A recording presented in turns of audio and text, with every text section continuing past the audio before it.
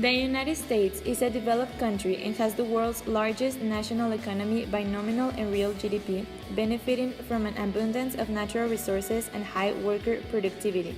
However, while the U.S. economy is considered post-industrial, the country continues to be one of the world's largest manufacturers, which is the reason why there is much contamination in the USA. Fossil fuel burning for heating, electrical generation, and in motor vehicles are responsible for about 90% of all air pollution in the United States. In the United States, the president has already made an attempt to stop or lower the climate change.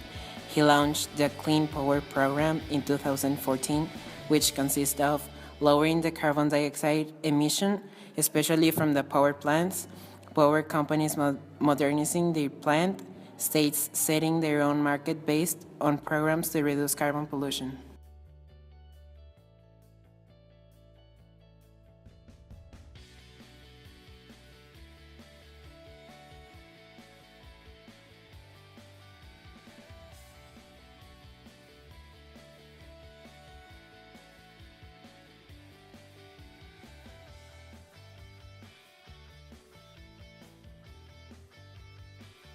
India became one of the fastest growing major economies.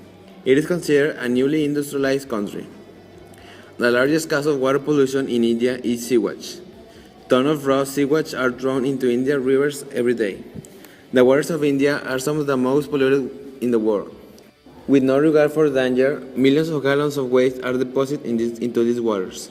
The emission from factories also add to the extreme air pollution. 13 out of the world's 20 most polluted cities are in India.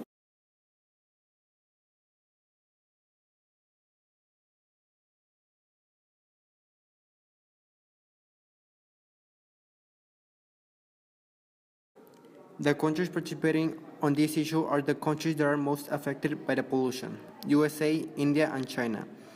The main intergovernmental organization involved is the World Health Organization, also called WHO, which provides descriptions of activities, reports, statistics, and multimedia on each country.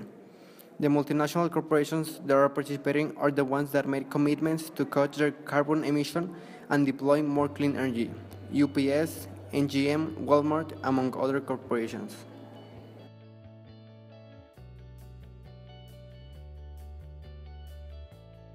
The conflict of pollution in India and United States is a governmental conflict because the critical decisions that affect the environment are made not by the interests of present and future generations, but in these groups that can impose their will on others.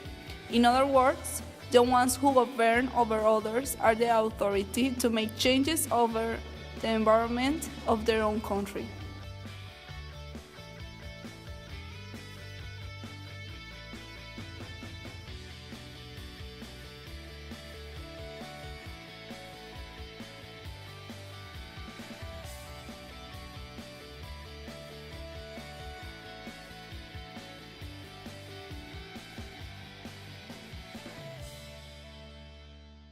In India, the Prime Minister Narendra Modi campaigning in 2015 on a promise of boosting India's flying road and freeing industry from restrictions, including many designed to protect India's environment.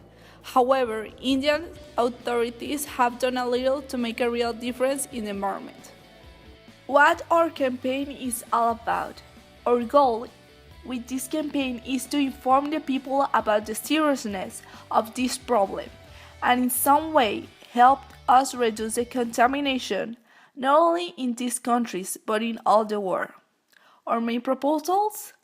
Make machines controlled by humans to pass all the days and clean all the streets and stop contamination. Create a law that will increase the limit of the territory that companies use, as well as improving the factories from the companies. By doing this, it will guarantee the factories will take less space and at the same time decrease the carbon emission they produce. Plant more trees, especially on deforest places that were affected because of factories.